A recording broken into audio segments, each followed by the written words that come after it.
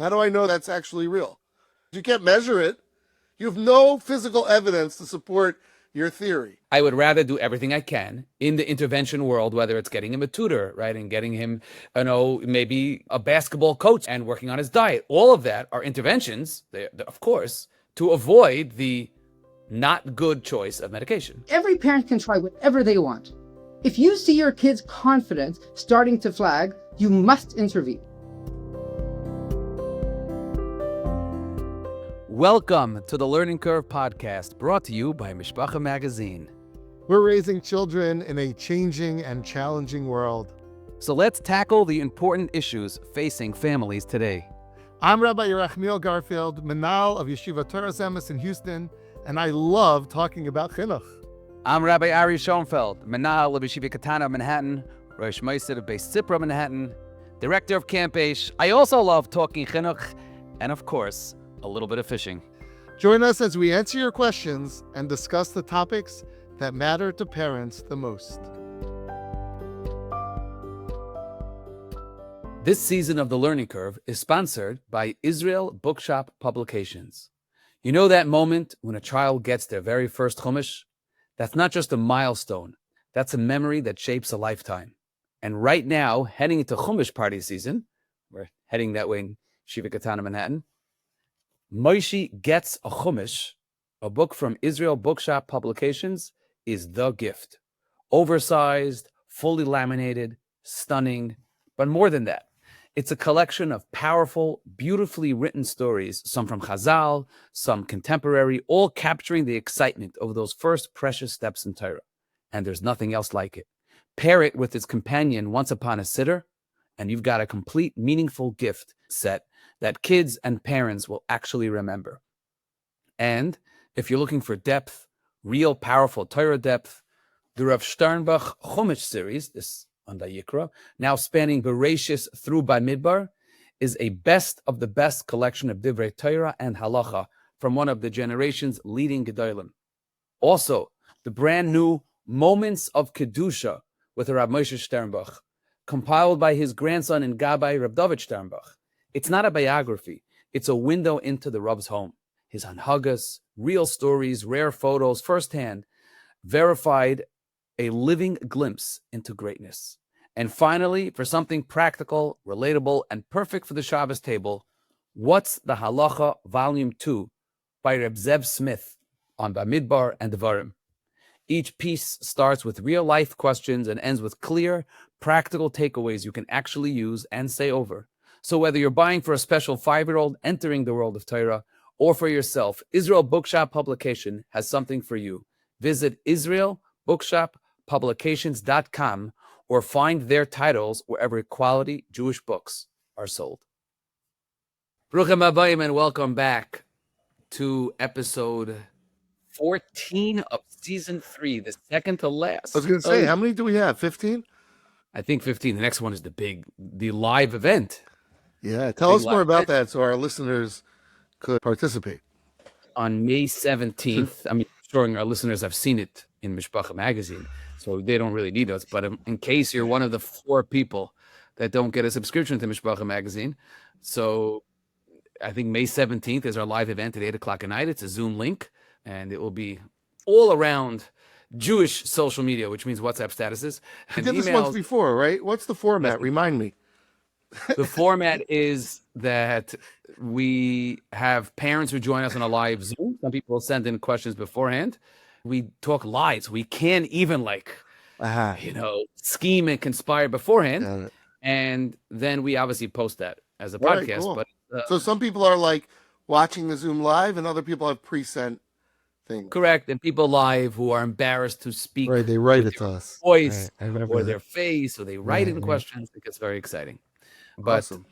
Okay. This is just a boring. This podcast. Right. This is our last regular podcast. Yes, season 3, and what a season it's been. We're not going to do all emotion. I won't cry till the next one. So we're going to say that for now. Our last episode, I got a little bit of, I don't want to say negative pushback because no one's ever negative about the learning curve and about my ideas, but a little bit of felt that I was like trying to push an agenda. Really? Yeah, about middle school behavior and maybe Yeshivish versus non-Yeshivish. again, I don't know. Well, you did it's put like, that. You kept saying Baltimore is like Harry or something. I don't know. I don't know if you said those words. I never said. I live in Passaic. The joke they always say is that Passaic is the bus that broke down on the way to Baltimore, right? We're Baltimore. Go Baltimore. But no, so there was like this claim against me that I have this agenda about, I don't know, Yeshivish. Now, again, who decides what is Yeshivish or not is really depending on that Rambam Derech HaMamutza. The Rambam says you're supposed to take the middle lane. So I guess wherever you think is the extreme. I want to just crystallize, I think, the challenge that many people in the Haredi world have.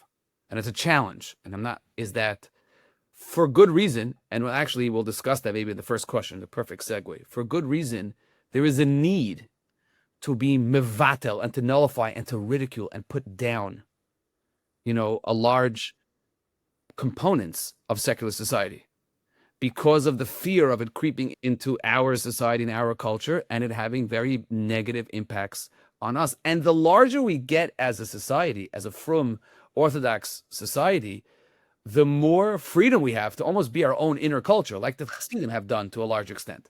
The challenge becomes, how do you, on the one hand, not put down, but like separate ourselves for good reason from some of the ills of society, and on the other hand, still take part in society, and namely secular education. Your example, the last podcast of, the magician, right? So magician is not secular education. So the magician that does a magic show and it's a little corny, and you're like, the yeshiva kids, eat them up, right? Part of that is there is a certain tendency to not accept what is like the standard things and chachmas hagayim, and chachma b'gayim tamin is a chazal, and that's a real struggle for us today. Would you say the nuances of this message, and I don't mean that to be cute, although it is something we've talked about, but you're saying that, how do you say chachma b'gayim tamin, but not the stuff that's not chachma, stay away from, right? Right. Oh, and I know we're not discussing this now, but this is like a trick, like science, for example. Evolution, big issue hashkafically. Whatever, if you try to, develop evolution within certain, Dr. Schroeder, forget that. Evolution, big issue hashkafically. Age of the universe, big issue hashkafically. So it's easy just to say, science is horrible. And then like, really? So then how come I go to the doctor when I have strep? That I believe, right? That is, I think, one of the fundamental challenges. And it's a challenge, a struggle. It's a Absolutely. struggle, I would say. And that seeps into whether it's behavior, whether it's approach or mindset of some of our boys and girls, is to have, on the one hand, Badar Cheretz, and on the one hand, to really appreciate and to really want to learn secular studies and to at least have a baseline of society. On the other hand, what do you mean? But they're horrible and they're kaifrim. That is some of the struggle. It's interesting you say that, because when I was preparing for the Torah Masorah Manalis conference that, as you know, I'm very involved in and excited for, I asked for different topics. So someone sent me the following topic. It's like one of these things to like spark a conversation. General studies doesn't work because we don't care enough about it. Statement, right? And it's like, of course we care, but there's always a but. Or do we? Right? Yeah, fine. I thought that was a very, insightful line to debate and discuss. We'll see. So that was episode 13, but now we're episode 14, and now we're on the next one. And two small questions, and then we're going to go above the board to Toronto to bring in a professional to discuss an interesting topic. So here we go. Okay, you said it's a small question, but it's actually a long, small question. So I'll do my best to read it in a way that is helpful. Dear TLC, I am a regular listener of the podcast here in town, New York. I know the show is heard all over the world, but I wanted to reach out with a concern regarding the sports culture I am seeing in camps and various sport programs year-round. While sports are an amazing outlet, I am deeply troubled by a trend towards pro-style ego on the court. I have noticed significant increase in kids taunting and mimicking the flashy, aggressive celebrations you may see from professional athletes. To me, this is straight-up chukas hagoyim. Instead of using sports as a training ground for midos, it feels like we are allowing our kids to act foolish. What is the best way to redirect that energy towards menschlichkeit? Additionally, how do we push back against the culture where kids feel they need to imitate secular athletes to be cool, rather than valuing the refinement of a Ben Torah. I'd love to hear you discuss this on the podcast. Thank you for all the incredible work you do for the Klal. So, as someone who enjoys sports, I have a little bit of an unfair advantage in this question. And that is that I had one of the great role models in chinuch in the last 50 years in Klal in America, and that is Rabbi Gershon Kramer. Maybe one day I'll be zeich to have Rabbi Kramer on this podcast. So Rabbi Gershon Kramer was my head counselor. He's the 8th grade Rebbe in Halb, in the 5 towns. And, you know, it's like the legend has it, you know, the best Jewish basketball player ever, right? Definitely an unbelievable basketball player. Everyone has stories, you know, it's like with your Gadol, right? So I have stories of Rabbi Kramer with me about basketball, how many shots hit in a row. But I think that Rabbi Kramer, who's my Rebbe in camping, in how to deal with a child, really one of the people that, for better or for worse, made me who I am today in the world of chinuch. So I want to share 2 stories about Rabbi Kramer, literally on this topic. One was that the big game of the year was always Heller Manavu. We had Rabbi Spiro on, who Rabbi Chil Spiro discussed that. And before the game, the gym is wild and going crazy and packed. And before the game, one of the players on our team, one of the star players on our team, Eller Kempe Kaita, took baby powder, gave out little like packets of baby powder to the crowd, and said 1, 2, 3, right before tip-off, like LeBron James does before his games. I don't know if he still does it. Probably does. Poured it and clapped his hands together and threw up into the crowd. Rabbi Kramer was the head counselor who takes basketball very seriously, who loves the game of basketball. I was standing right there. I was on the team, T4, and he almost threw this counselor, who was a star player on the team, he knows who he is, I won't say who it is, out of camp. And he turned to the team and he said, Isser de Oiraisa Chukas Hagoyim. He kept screaming it. Isser de Oiraisa Chukas Hagoyim. Isser de Oiraisa Chukas Hagoyim. And his point was, we love basketball. We played basketball. We took it very seriously. We were competitive. If we beat Manavu, it was the highlight of the summer. But to mimic the silly little isms of LeBron James, of NBA players, and to just want to be like Mike, right? And just to want to be like them is chazer treif. And again, to hear it from a Rebbe who doesn't appreciate sports, who doesn't enjoy sports, who doesn't care about sports, yeah, what do you know, right?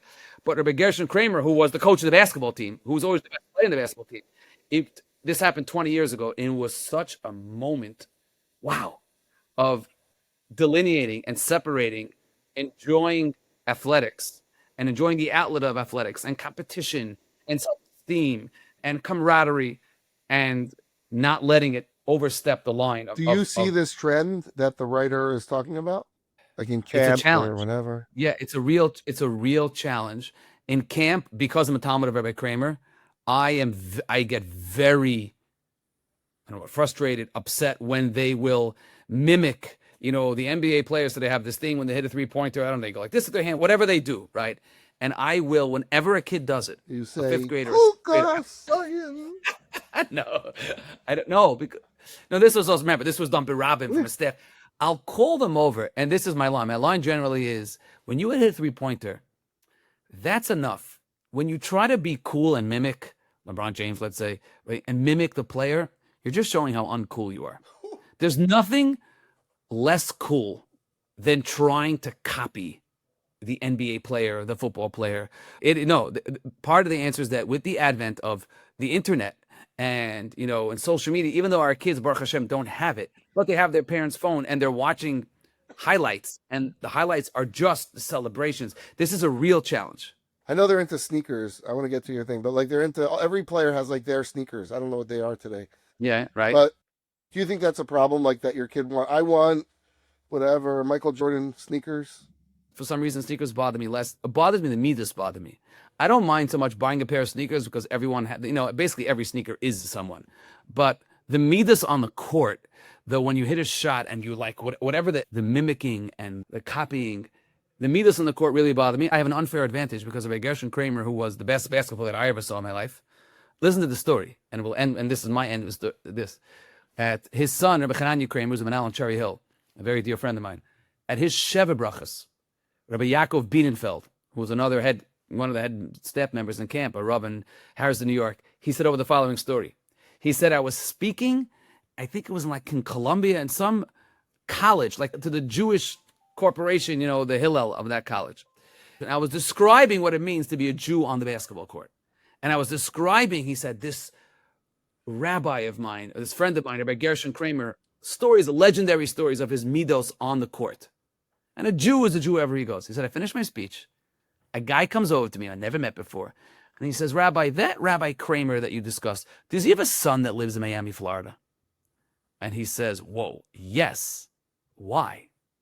He says, because I live in Florida. I'm from Florida, he said. And I play basketball in the local court, down wherever they play. And there was a Jew on that court who's an amazing basketball player who plays with the same level of character that you just described. It was Kramer's son, Hanani Kramer. That's amazing. So, this is not the Kramer Sheva brachas, but too bad. These are my Rebbeim. No, that's an amazing story. Wow. But it's an amazing story. But to me, what we have to do, and yes, this person is right that there is a challenge. We have to stop blaming the kids. And if we're going to put kids in scenarios in which we treat them like the NBA, when we celebrate in camp, I get very upset in camp. And I talk to the kids about these celebrations. When you win a game, that's wonderful. I have a mashal in camp when these kids have these crazy celebrations. And I tell them there's a NFL player, Barry Sanders. And Barry Sanders was a great running back. And whenever he would score a touchdown, he would just turn and hand the football to the ref. And they asked him, why don't you celebrate? And he said, because I've been there before and I'll be there again. It's not a big deal. And I said, the whole idea of celebrating is just, it's egotistical. It's goyish. It's a lack of sportsmanship. And there's a way to win. There's a way to lose. And it's something that we as yeshiva work on and definitely have to impart to our children. I did notice in the last 2 years, there have been a few players that have become from well-known players that are news. I don't know. Zevi Samet, and there's a guy named Galbit, I think. Chaim Galbit. I'm laughing because we played against him this summer, Galbit. We almost beat him, and now he's joining a Division I school. Right. I'm so there may be another one. I'm not sure. I don't want to disrespect Tamar anyone. Goodman is the legend from. Yeah, no, but in between. So anyway, the point is that this has become much more like a conversation amongst, Right. And if you follow Zevi Samet's story, I know Zevi's family a little bit. He uses basketball as a platform. Right. Kiddush Hashem. Right. I'm not going there. Right. That's a unique story.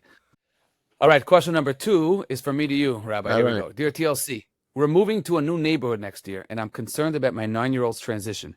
She tends to be a warrior as it is, and it's going to be a lot of life changes for her at once. She is a sweet kid with a couple of good friends, but she's never been effortlessly charismatic. How can we set her up for success? She doesn't know that we're moving yet. We didn't want to tell our kids too early, but we're getting close to our moving date. Wow, that's a really good question. I remember seeing statistics about moving being one of the top most stressful things that a person could go through. And I know as an adult, I moved 15 years ago, and it was remarkable. It's just remarkable. First, I would just say to the parent, it's going to be hard, but it will be over. It takes time. There's no easy way. I mean, it is a very hard thing, but, you have to give your child the confidence to know that, and you also need to know that difficulty is a mum avar, and Eretz Hashem, it will be avar. That said, depending on where you're moving, it might be good to identify some kids who could be friends and help your son or daughter, your daughter in this case, connect with them by making play dates with them specifically and facilitating that, because it might be hard for them to make meaningful connections. So maybe there's a neighbor, someone in advance, and sort of fixate on that relationship a little bit in the beginning, so that your child has a safe friend or a safe small group of friends that you facilitated that move. But no question that it's going to be, a really hard challenge, and she needs support and space and concern and validation, all those things that we all need when we go through very difficult transitions. So I'll just share 2 things. Number 1 is I moved at the age of 9. Oh, wow. So maybe I was 10. I was in 5th grade. I moved from Staten Island to Queens in middle of the year. Wow. Parshas Vayiga. You switched schools also, or did you stay? I went from RJJ, which is like a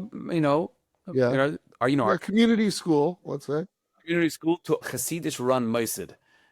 In middle of 5th Wow. grade. It was, and again, maybe I'm different than my siblings. I don't know if it's my personality.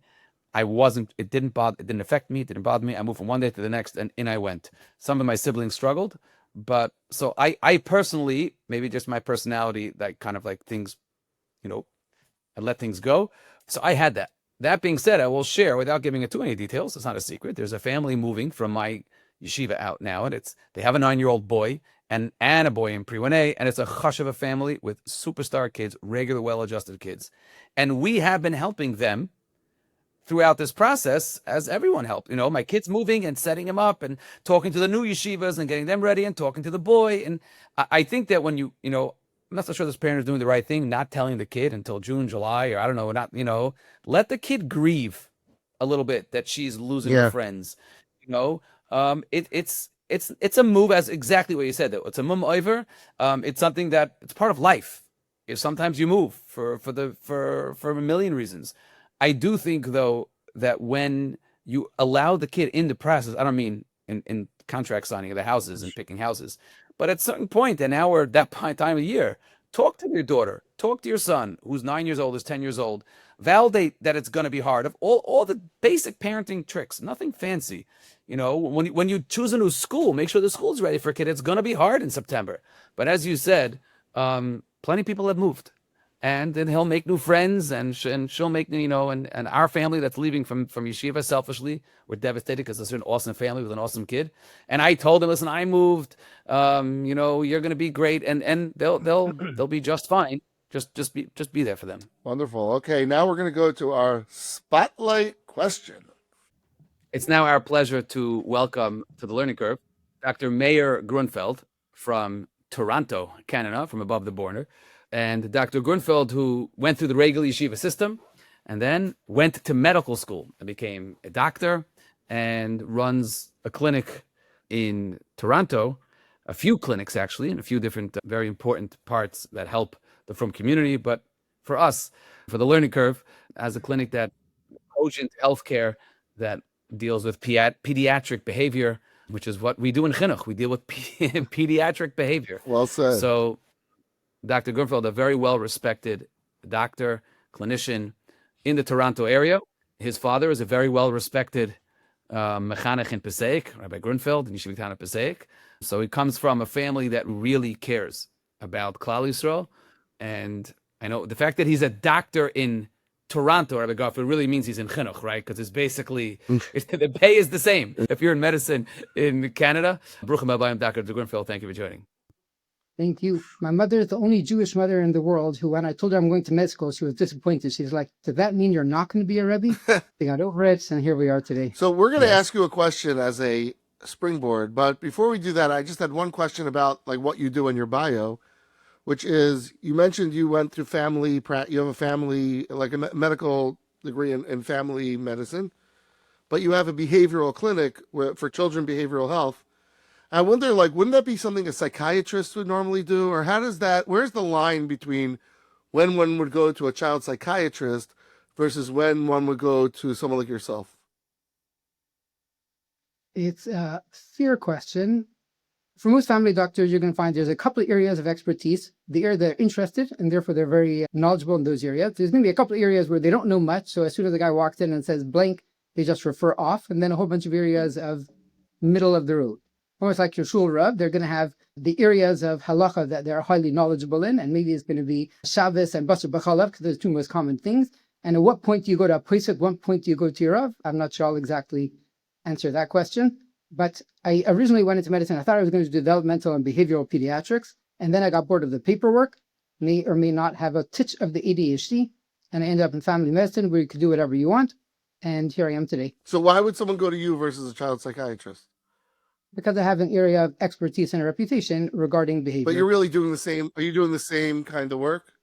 Yes, but more specifically in our world, especially when it comes to anything in behavioral health, you need a lot of cultural understanding about what's going on. Okay. When someone's going to talk about, if you're going to get the SNAP forms for ADD from the English teacher at your local school, everyone has ADD, right? Because I understand the difference between the Rebbe and the teacher, and what happens in the afternoon, what happens in the morning. But when we sit and talk about, he does pretty good in halacha, but not so good in Gemara, I'll be able to understand the concept of maybe he's not so good at more abstract thinking, but pretty good at halacha understanding and memory.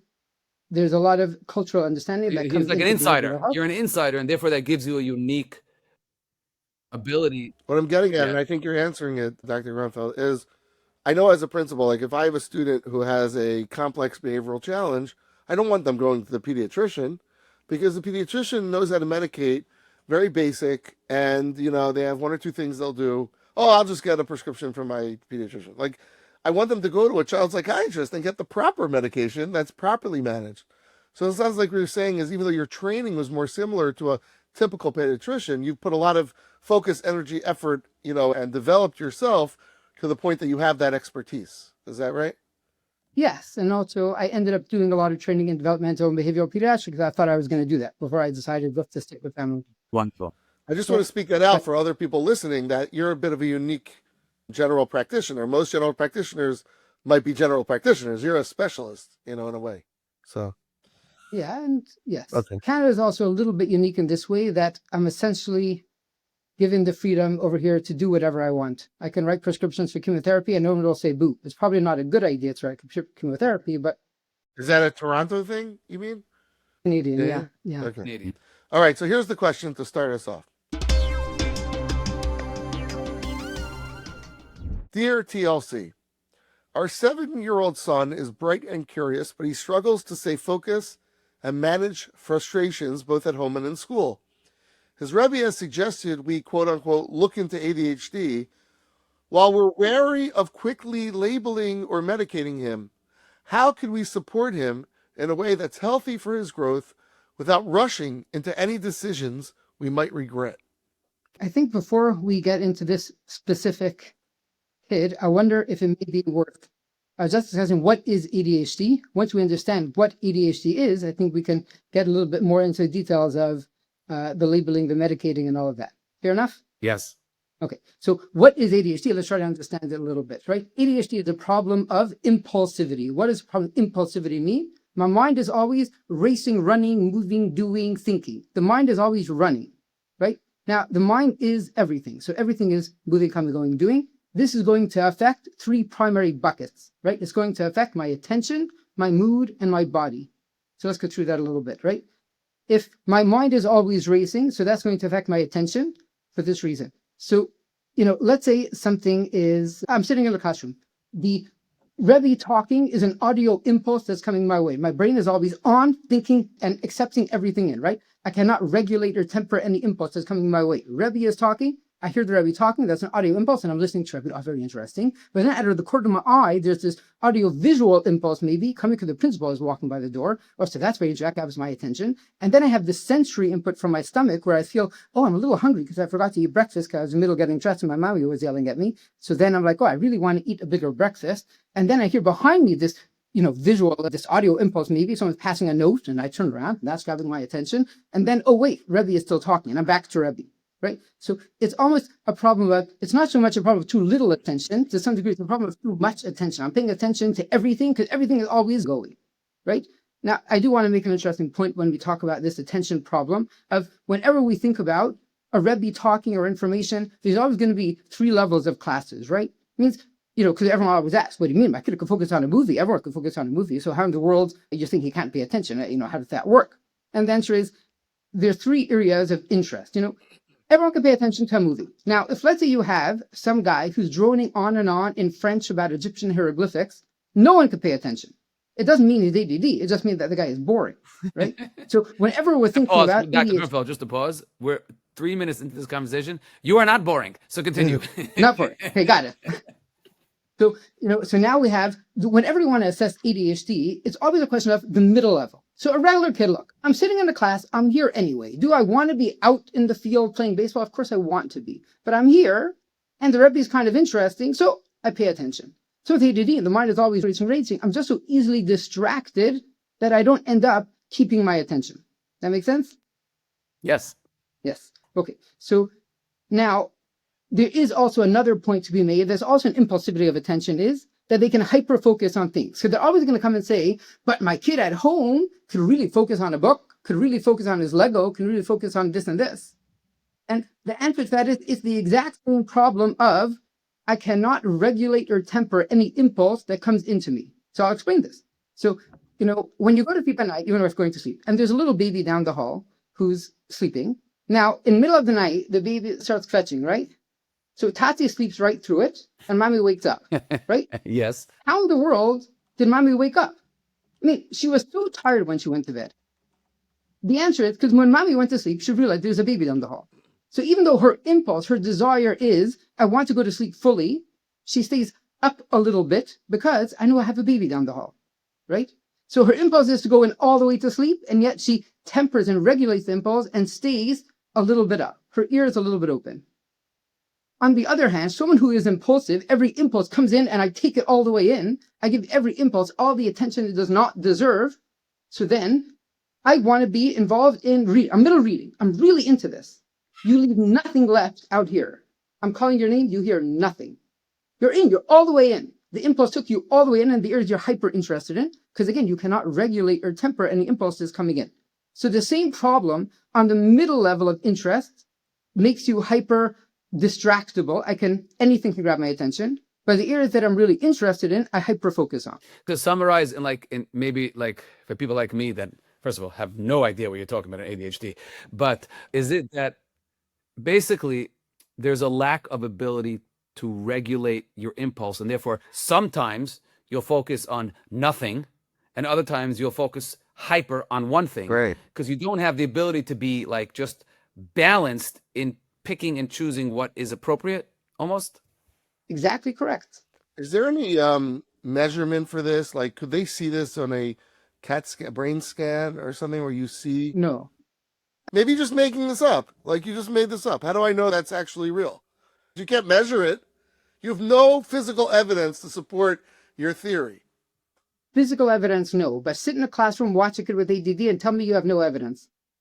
Yeah, everyone's, I don't know, I'm poo-pooing it a little. Like, I hear. You would think that there would be some brain evidence, but okay. One of the biggest challenges that we hear from parents and teachers, is the mislabeling and the similarities between anxiety and ADHD. Fair enough. Let's do this. I think it may be let's go through our buckets of ADD, and then we'll differentiate a little bit between ADD and maybe some other diagnoses that come up. Okay. Perfect. Fair? Yes. Okay. So we're in bucket number 1, how an impulsivity can affect my attention, because I could hyperfocus, or as Rabbi Schonfeld just said, I won't be able to pay attention to anything, right? I can't focus on anything. That would be the problem with the attention and the hyperfocus. Problem number 2 is going to be, it's going to affect my mood and my mind, right? So what that means is, I'm driving down the street and someone cuts me off. Okay, I get irritated for a second. I get angry at him. Okay, but then you have a life, so you move on, right? Okay, so, but someone who is impulsive, any impulse that comes my way, remember, I give it all the attention it does not deserve, it goes all the way, I get really irritated and really angry, right? So every mood, I have an impulsive mood. I get irritated, I get really irritated. I get angry, I get really irritated. I get really angry. I get happy, I'm dysregulated in happiness. It comes Purim, they're running in circles, right? All the moods become dysregulated in the extent and height of the mood, right? So that's going to be the impulsivity of mood. And again, I'm generalizing to some degree. And then we have the impulsivity of body. And let's explain this again. The brain is really, what are your senses? It's just, they all end in the brain. They're all just nerves, right? If everything is on all the time, that means my ears are always on, and my smell is always on, and my taste is always on, my feel is always on. So these are the kids who are very sensory. There's a label in the back. I'm so itchy from it. I hate it. And I can't wear anything wool because it's scratchy on my skin. If someone's chewing at the table, they're freaking out because I'm chewing right in my ear and I want to twist his head off. And, it's every single little smells bad. I'm biting it and it's mushy in my mouth. You hear these funny things from these kids, right? So you have the impulsivity of attention, you have the impulsivity of mood, and you have the impulsivity of body. And when you get all those snap sheets that you get, and then you have to fill out, or they're BAM are filling out, you'll find that there are really 27 questions in there. 9 questions are going to be about attention. 9 questions are going to be about hyperactivity or movement. And 9 questions are going to be about mood, right? Do And typical mood ADHD ability. kids have all 3? So let's break that down a little bit. So nowadays, they change the terms every couple of weeks just to confuse us. Officially, it's ADHD, and then we have our inattentive subtype, and we have our mixed subtype. So on a very technical level, you're going to say that 9 questions about attention are going to be inattentive ADHD. The 9 questions about hyperactivity are going to be hyperactive ADHD. And the 9 questions about mood officially equals oppositional defiant disorder, but that's kind of garbage. And really, it just boils down. Sorry for clapping, but I like what you just said. Right. Continue. Yes. For the Rebbeim people who are very familiar, the only question there that matters is the last one of when they say that a kid is looking to spite you. Is this child spiteful or vindictive? A child who's spiteful or vindictive, truly so, not because he's in a fight with the Rebbe, who wants to spite the Rebbe, but a child who's truly spiteful or vindictive, that's when you get very nervous for other real problems. But other than that, the mood lability is really just going to be that other effect of an ADHD. So an inattentive ADHD will have the attention and mood. Hyperactive ADHD will have all three, typically. Is conduct disorder, not to get too technical, but you touched upon oppositional defiant disorder and a questionable diagnosis. Would you say the same about conduct disorder? Oppositional defiant disorder and conduct disorder is just different ages. Right. Same So, diagnosis. but you said oppositional defiant disorder is somewhat not legitimate, and I'm wondering if you feel that way about conduct disorder too. I think the word was garbage. Right. I'm asking, do you believe conduct disorder also is not legit? You're saying I got myself a little in trouble, now you want to get me in more trouble. Exactly. Got it. Conduct disorder is what it is. Let's move on. For the record, I would like to publicly state that I do believe in conduct disorder and I do believe in oppositional defiant disorder, although you have to know the whole context and there's a lot to unpack, but I don't like the dismissal of it. But I am not a doctor of medicine. So therefore, I am not here to argue with you per se. I just feel the need to say that. Yeah. We can move on now. Yeah. No, I will say, and by the way, I'm being maybe a little too facetious with it. At the end of the day, medically, you are correct, by the way. I would just say that it's, the fact that someone went through 3 foster homes and then, maybe went through 3 sets of addiction before he turned 18, is that a disorder or just he had a really bad life and is angry at the world, so we just give it a Okay. name? But at the same time, a 10-year-old who had a great parent and is defiant to everything anyone tells him to do, he does the opposite in great haste, may be a reason to say, there's something going on here. I would push back and say, if the kid is vindictive, if the kid is trying to hurt you, so then he was probably hurt in some way. There's going to be, if I see a child who's vindictive across the spectrum, he's vindictive to many people, in all likelihood, you will find trauma or abuse. Okay. So you could say the oppositional defiant behavior was brought upon as a result of abuse. Fine. Correct. Okay. Fair enough. But it is what it is. Let's Good. move on. All right. Yeah. Sorry, it's a pet peeve. Yeah. Okay. Go ahead. So now to your question about like anxiety, depression, anything like that. Let's say when someone comes in to, let me even give a bit of an intro to this idea. I had a family recently. One child ended up with brain cancer. Another child ended up with a behavioral health disorder. So it was very interesting to ask them, which one did you find harder? What would you think? Cancer. I would obviously say cancer, but you're asking the question, so I obviously know that the answer. A lot of parents, interestingly, will find the behavioral health a lot harder because brain cancer, it's very set. Okay, you go to the doctor, he did it like Rabbi Garfield said before, I did a CAT scan and here it is. And now the treatment is very well defined, right? There's a rubric which we follow. So we're going to go for surgery and then we're going to get some chemo and radiation and then you're going to be on this and this med for the next 2 years. Everything is very set and clear, right? When it comes to behavioral health, there's so much flooziness that it's hard to even know in what direction to go, right? So one of my goals with a lot of behavioral health and partly in creating a lot of our processes, is to create some clarity that parents can come in and say, okay, these are the steps. This is what we're looking for. This is what we need to do. Okay. So if someone comes in with behavioral health, any type of behavioral health concern, we're looking at 4 buckets we're thinking about, right? We're thinking about the bio, psycho, social, academic. We look at biological or physical causes that could be affecting behavior. This is anything from vitamin deficiencies to celiacs, if that exists, right? You're going to ask? Yeah. From any of the physical things. So you have your vitamin deficiencies to all the way up to brain tumors. You can imagine all those will affect behavior, mood, attention, whatever you want. Bucket number 2, psychological diagnoses, right? This is going to be the anxiety, depression, ADHD, autism, all of those things. Bucket number 3, social. If there's a lot of instability in the kid's life, trauma or abuse, right? Any of those. Mhm. Bucket number 4, academic. That would be IQ, learning ability disabilities, maybe language ability disabilities, right? So there's 4 buckets we're going through, and that's going to be the rubric we use to try to figure out what in the world's going on with this. Could I pause just for a second? This Beautiful. is fascinating. I just want to share an anecdote. We had a child 2 years ago who was in 3rd or 4th grade, 3rd grade, and we thought he was being manipulative. And we really didn't deal with him. He was like lying. He was consistently lying to us and called in his parents. And it turns out he had a language processing disorder. And what we thought was him being manipulative was him not processing properly the information that it was coming, and he would therefore answer a question. And then once he got stuck, he would lie, right? Literally, we misbucketed him, and to this, which is so terrifying as an educator. Yeah, continue. Yeah. So I could be, I think hold the claim of the only person who ever had someone come into the office complaining of, let's say, anxiety, and I diagnosed Crohn's, it's these types of things. So we have our 4 buckets, and the way to assess all of them becomes somewhat interesting. So the physical, the bio, that's the easiest one, right? We have our blood tests, and we have our scopes, and you have your imaging and all of that, okay?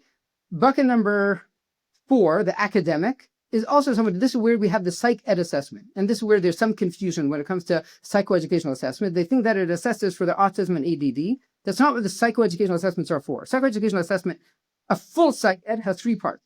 There's going to be IQ testing. There's going to be ability testing. That's the learning ability disability. And there's going to be language testing, right? Language processing, expressive language, all those things. That's what a full psych ed is essentially meant for, to rule out the academic bucket. But let's go back to the psychological, let's say, right? The psychological bucket where we're looking at our ADHDs and autism, anxiety, depression, and here's a problem that comes up in all mental health. It's a problem. There are many people who have anxious personalities, correct? You ever met someone like that? Yes. Yeah? 1 or 2. And maybe some people who have a little bit more active personalities. But they're just personalities. So here's the problem. All mental health is on a spectrum, right? So we all have our midas, we all have our characteristics, we all have our character traits. So, when we think about ADHD or attention, there's those kids who can just sit for 3 hours listening to whatever. It's not a Jewish kid. Don't worry. You don't have any of these kids in your school.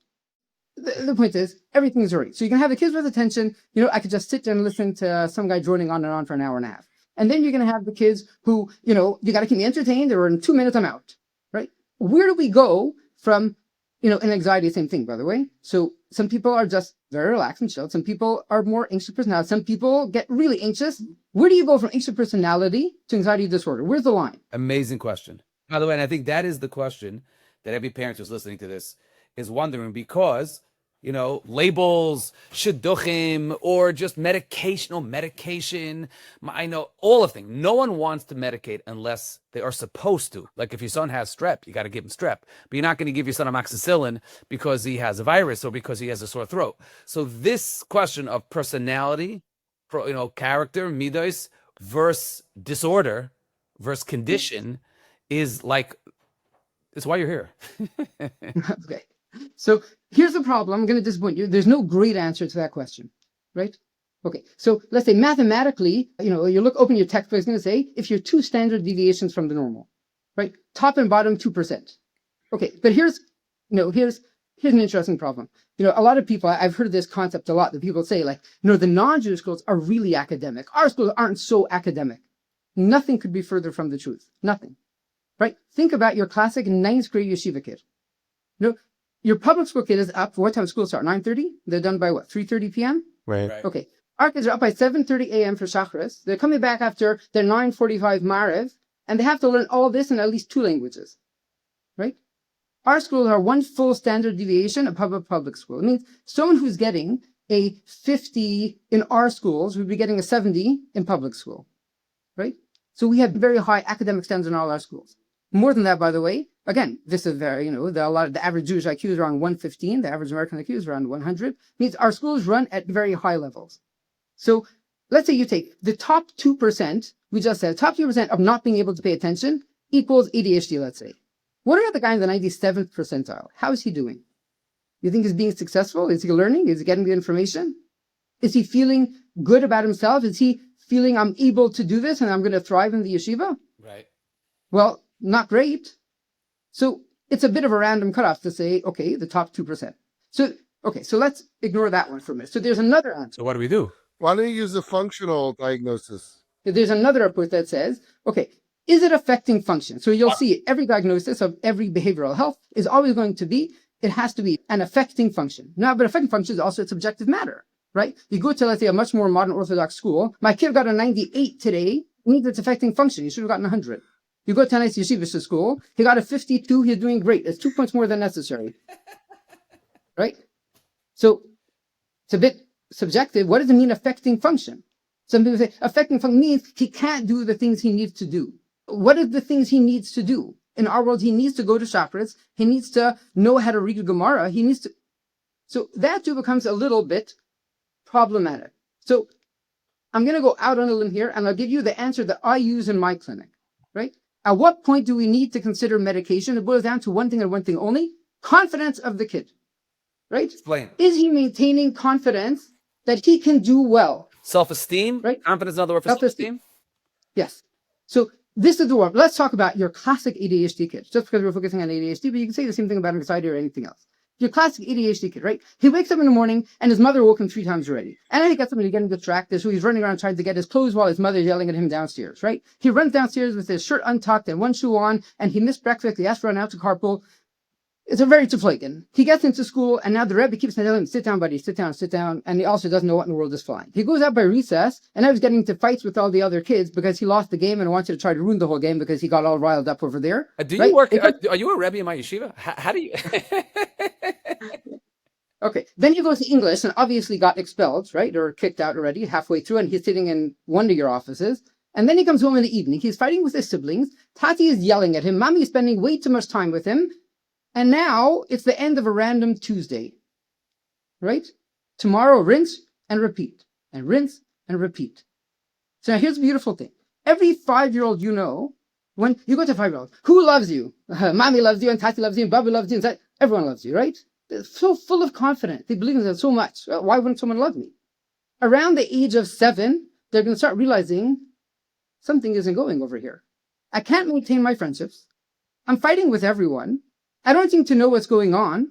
Rebbe, they start losing self-confidence, right? And then what happens is, if I lose my self-confidence, around the age of 9, 10, they start developing anxiety. Why? I'm coming to school every day. I'm not doing well. Of course, I start hating to go to school. I need to like it. I need to thrive. I need to at least be able to do well in order to want to go to school. So I was getting anxious about going to school because everyone's yelling at me. And if I have no self-confidence, and now I'm also anxious, around the age of 12, they develop depression. And now I don't know anyone who gained confidence in high school, right? So it's the end. They're doomed. To me, it's one thing and one thing only. Every parent can try whatever they want. If you see your kid's confidence starting to flag, you must intervene. Absolutely. You said the word intervene, not must medicate. You must intervention has a Intervene. lot of right. Intervene. We can get to what the interventions are, but you must intervene. You can't ignore the lack of confidence, right? Could they just We need say them to they'll be grow out of it? It's normal. All kids suffer a little. It's okay. I did it. You did it. We did it. Maybe. Yeah. I mean, you're a principal. From what you see, the kids who have no self-confidence and are not doing well in school, do they start all of a sudden turning and thriving at some point? Some turn it around like towards the end of high school, or I loved your confidence. Yeah, some do. I definitely don't think you're setting them up for success. That's for sure. So here's the problem. It's a good problem. Parents are looking, as much as sometimes they can drive some of the rabbinic principles nuts.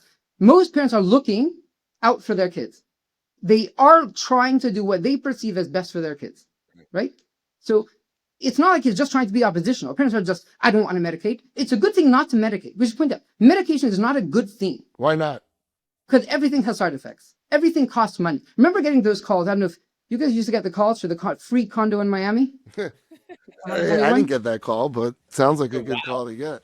Yeah, what phone number? Maybe I should tell them to call you. Give It me my sounds like you number. would take the call. When I was married, just a side story, on Mhm. Shana Rishona, I got one of those emails that you won, like a yacht trip, and all it cost is $100, and I fell for it. By the Oh way. my Yeah, gosh. yep. Uh-oh. Yeah. So nothing is free in life. Mm. That's one thing we know. Everything costs money, right? So every medication you're ever going to take will have side effects. Absolutely. But the question always is risk and benefit, and we do this every day. I don't know about you guys. I don't walk around just handing out $20 bills. Maybe I should, but I don't throw around money. Okay, but I walk into a store and all of a sudden I'm paying $20, $40 for cheese. Why in the world? Because I don't like to give away money, but I do like cheese. And when I balance the risk and benefit, I say, well, it's worth it. It's never a question of, is medication good? Medication is not good, but neither is a kid with no confidence, right? Think chemotherapy, by the way. Is chemotherapy good? No, it's terrible. But cancer is even worse. So So the Pick your so poison, that, buddy. but to your point, that's why parents say, since medicine isn't good, it just might be necessary. I would rather do everything I can in the intervention world, whether it's getting him a tutor, right, and getting him, maybe a basketball coach so he builds self-confidence, and working on his kriya and getting him after school and pulling and getting a pull-out, right, and working on his diet. All of that are interventions, of course, to avoid the not good choice of medication. Correct? Yeah. So 2 points to that. I wish we could have Montessori schools in the frum world. Now, here's the problem. We don't want Montessori schools because in our world, we all need to be able to daven, and you need to be able to read, and you need to be able to. A balabas who can't do daf yomi, you need to be able to do a lot of the basic things, Right. especially elementary school. It's about fundamental skills. We need all these fundamental skills, and every Jewish parent wants the kid to have those fundamental skills. We don't want to miss out. Oh, my kid, he can't really read Hebrew. It's okay. Nope. No, it's not. Most decent parents who are sending to the frum schools want their kids to grow up to be a nachas to them. And so we need those skills. So that's step number one. And number two, so the main answer to that question is really this. Let's say making a wedding nowadays is very expensive. I've heard, right? So let's make believe I can make a wedding in Toronto for $50,000. So let's make believe. You can't, but let's make believe, right? 50 or 15? 50,000, 50. Canadian. Right? So let's make believe I can make a wedding for $50,000 in Toronto. Here's the problem. I don't have any money. I'm broke. Remember, I work in Canada. So what am I going to do now? So now, Rabbi Schonfeld and Rabbi Garfield are both very nice people. And I got 2 texts from both of them. And they both said, oh, Dr. Grunfeld, I heard you're making a wedding. Here is $1,000 for you. I have a question for you. Is $1,000 a lot of money? Yes. Is $1,000 helpful? Absolutely. But then when my father-in-law comes in and says, Mayor, Mazel Tov, and he puts a $36,000 debt on the table, that's helpful, right? What is the $36,000 check? Meds. In this case, Is it wow? right? Rabbi Garfield, that is going in the promo. Yeah. What percentage of students who come to you, parents, do you end up medicating? With a diagnosis? I mean, They people come who to are you with a diagnosed, problem, people meaning are they're sent to you, my kid's misbehaving, la, la, la. What percentage walk out? Not right away necessarily, but after your process with meds. Would you say 90%? No, because we get, like, a lot of people end up coming because they just want to know what's going on. But I have a good success rate of parents of children who need meds will often get them on meds because we work with parents and I understand them, and we're just trying to get the kid to a place where it needs to be.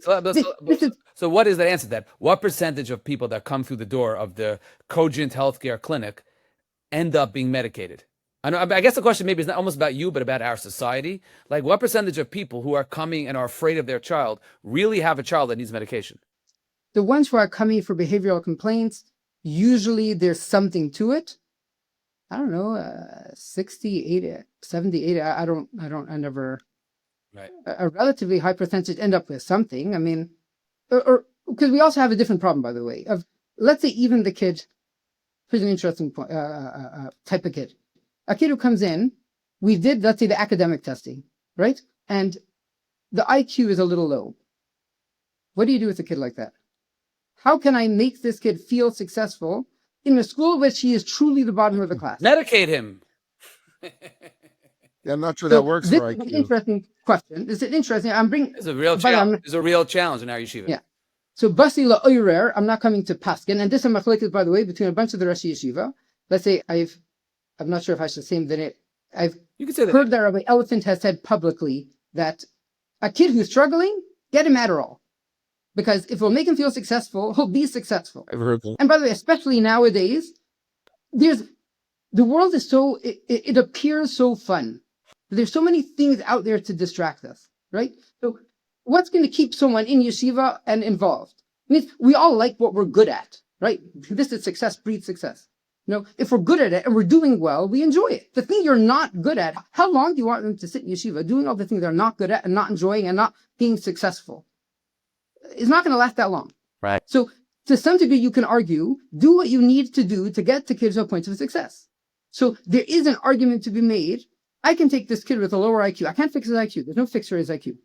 But what I could do is, let's say a regular person is able to focus 45 minutes an hour. And now I take this guy, I give him a stimulant, let's say, and now he can focus 50 minutes an hour. I just gave him 10% more time to make up for his 10% lost IQ. Does that work? Now he's in Does the it middle work of the that class. way?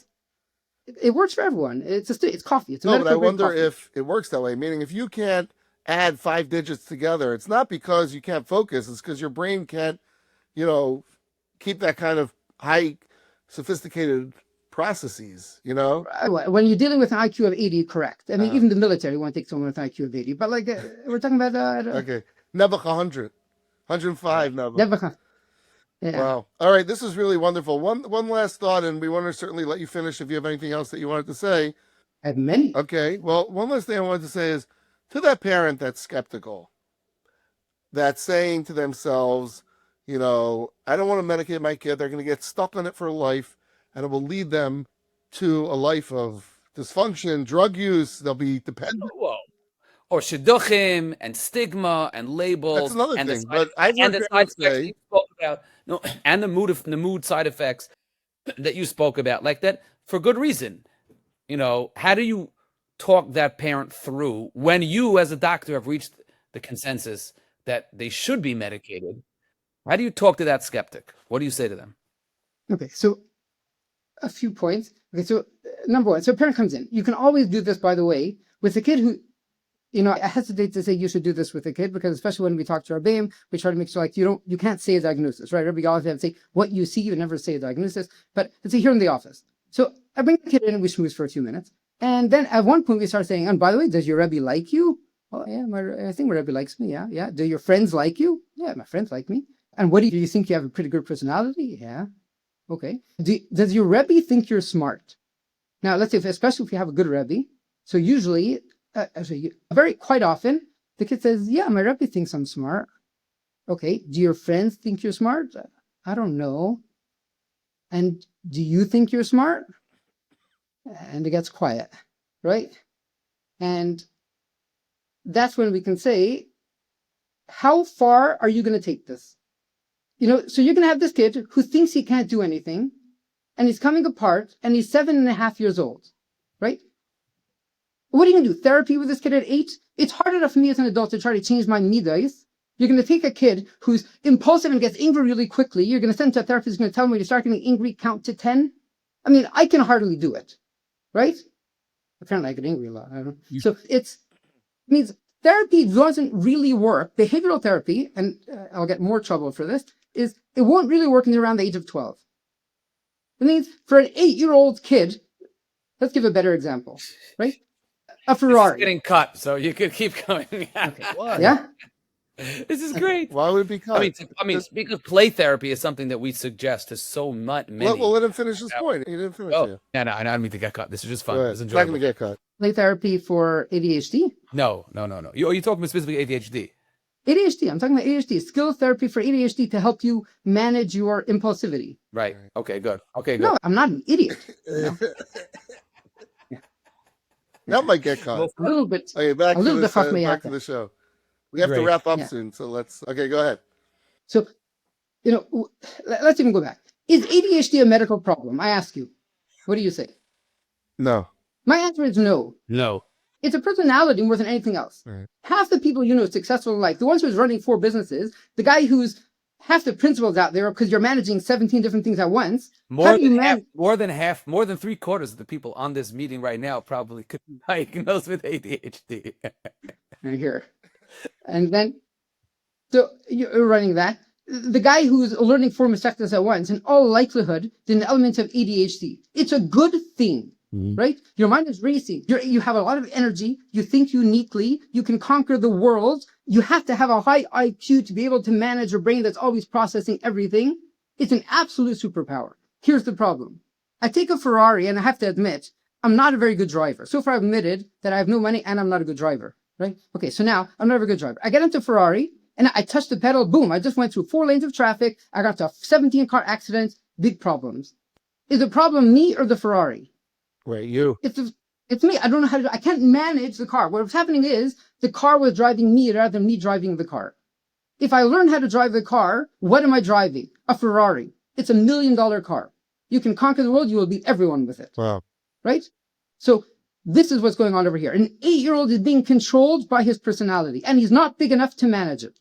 When he gets to around the age of 12, he can learn how to manage a personality, and he will do great. Do you find But I that need kids him get off to the maintain. medicine as they get older? So are you I need saying him that to maintain his medicate for 3 confidence. years, medicate for 3 years, and then Right.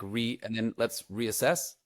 At the age of 12 to 14, you reassess. Most of our bachrim, if when they end up in yeshiva, often they want medication, and then they can focus better for Seder and yeshiva. But if you really don't want medication, get them at least to the age of 12 or 14, help them maintain their confidence, get them to a point where they can develop the skills of learning how to manage that personality, and they will do great. Dr. Grunfeld, this was insightful, incredibly clear, and I think I learned a lot. We learned a lot. Entertaining at the same point. How do you know? You could have doctors that are entertaining. Now I know why your mother is upset that you didn't go into chinuch. You know, Right, you're great. But This was my goal over here. I get to come in and be part of like the two really principles. special, This and is I know great. you. And we thank you for joining us and for teaching us. So thank you, Thank you so much. Rabbi. That was fun. Yeah, he was great. Yes, he was. Dr. Grunfeld was. I think there's a tremendous mila. Not all therapists can be one of us, so to speak. But when you have a yeshiva guy, went to the regular yeshiva system, and you understand the nuances of what it means to be a yeshiva boy, Yeah. yeshiva girl within our society, there's a huge mile to that. But more than anything else, which is what it was, to me, it was like going to a shiur. I felt like there was a certain understanding for parents of what is the ADHD mind, of what your child looks like, of what we can do for him, you know, to me, insightful and entertaining at the same time. I wanted to hear more. Yeah, and I also think, like, in the end of the day, people in the field, and it's hard for parents to hear this, but, you know, it's a podcast, so we're speaking anonymously to an anonymous group. It's Right. like, it's chaval not to try medication if it could work. It doesn't always work, but, like, for people who need it, why wait 3 years and have the kids suffer and go through all these difficulties and everything like that? You know, basically he was saying, like, you know, you owe it to your kid to give him or her the best shot they could have. Right. And one thing that I think I speak on behalf of all of Menalim and Rebbeim and Yeshivas today, none of us are doctors. Right. And none of us will ever tell a parent to medicate. Right. All we will tell a parent, exactly that was articulated in the last, conversation, was these are the struggles your son or daughter are having. Get it checked out. Right. Get a diagnosis. Maybe, and you're right, maybe the answer is that it's not something we should medicate for, and maybe there's a million other things. But to just say, yeah, my son is whatever, I won't medicate, I won't Right. go there, I won't have that conversation. I think you're just hurting your son. And it's interesting, you said medicate till the age of 12 and then reassess. Interesting. But the amount of stories that kids get such success Right. from therapy. I don't just mean medication. Intervention. Into a better word. Thank Yeah. you. Intervention. It's a therapist. It's a So true. tutor.